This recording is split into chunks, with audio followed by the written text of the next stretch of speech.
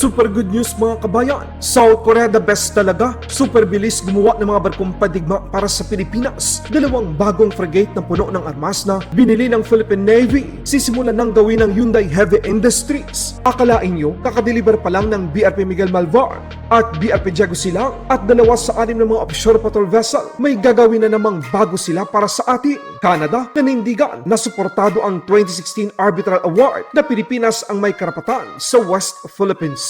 Hindi ang China. Armed Forces of the Philippines spokesperson for the West Philippine Sea sinabing may planong lasunin ng Chinese Communist Party ang mga sundalong nagbabantay sa BRP Sierra Madre LS-57 sa Ayungin Shoal. What we are looking at right now is it's not yet a charge, it's a possibility that the October incident was an attempt to put cyanide into the intake of our desalinating machines. Madis at Nemesis, inilagay ng Pilipinas at Amerika malapit sa Fuga Island.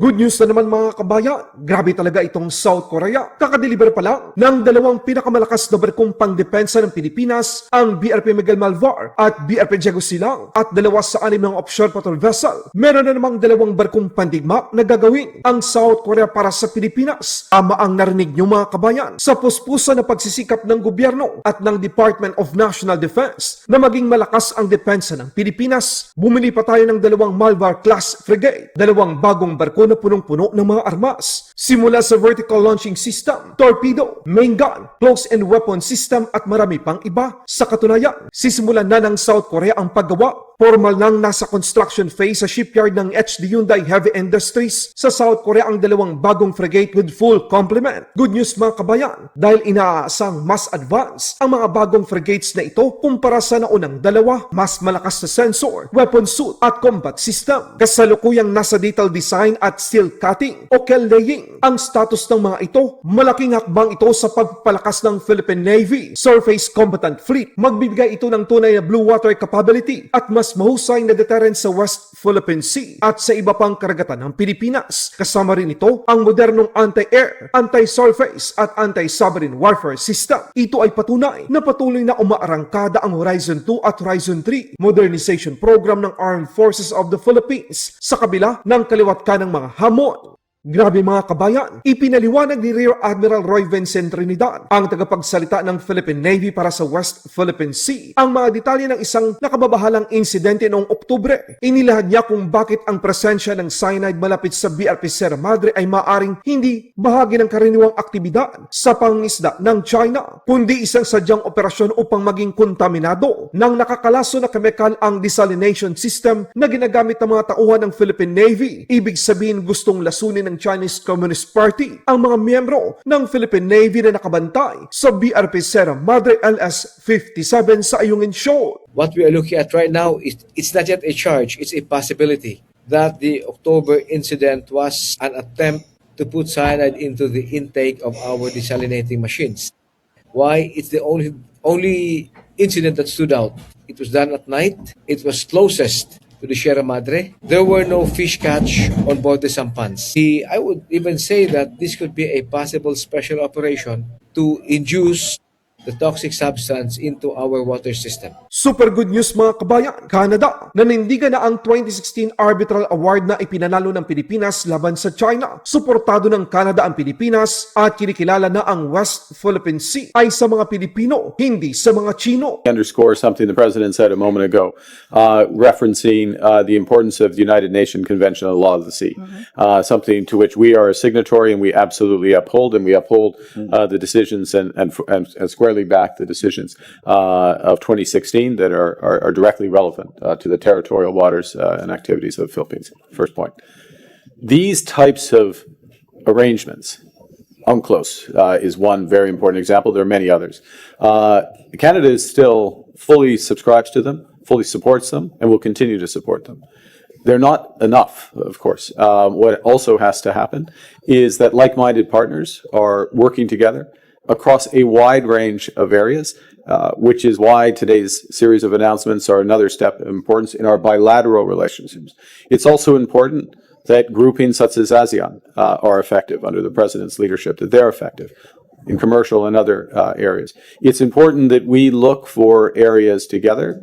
We've had some of these discussions on topical issues, whether it's cyber, security, other aspects, where new partnerships can be formed. Armed Forces of the Philippines Chief of Staff Romeo Bronner Jr. ibinahagi ang mga gamit militar na bili ng Armed Forces of the Philippines kung saan umukit sa Pilipinas bilang isang world-class armed forces. We have new aircraft.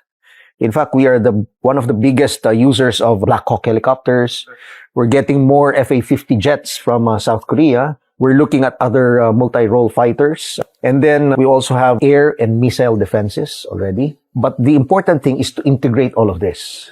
We have to integrate all of this. As the Philippine Air Force continues to modernize, more of these workhorses will thrive and dominate the Philippine skies, bringing peace and hope to our country and people. We are now focused on territorial defense.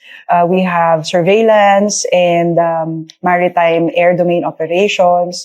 And hindi rin natin kinakalimutan of course, yung context ng humanitarian assistance and disaster response. And yung posture natin, security and defense posture natin in protecting our maritime and air domain. It's a very good moment now to be in the Air Force, into the Armed Forces of the Philippines. President Bongbong Marcos himself has repeatedly vowed to support the AFP modernization. Kasama na dyan ang pagpapaganda at pag-acquire ng marami pang air assets. So I say this with great pride. The Philippine Air Force is a force on its own right. It is a credible, agile, essential to our country's aerospace defense. The government will exert all efforts to provide the Philippine Air Force with the best possible equipment, training, and facilities.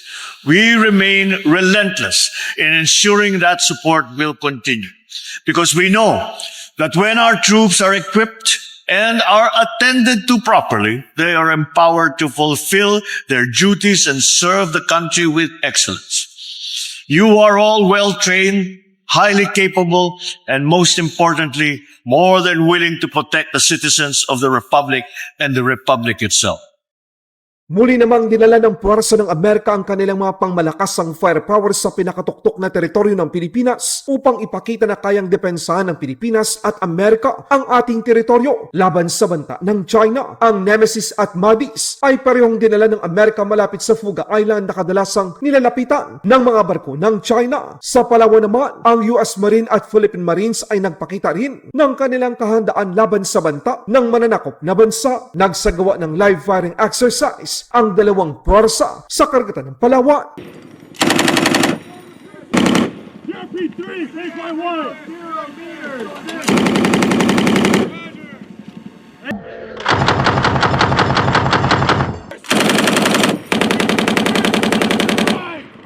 Naman sir, ito yung 380 tsaka yung lang tsaka ito ang dalawa na nandito sa gitna. Ayan po yung sa right side. Tayo mag-fire sir.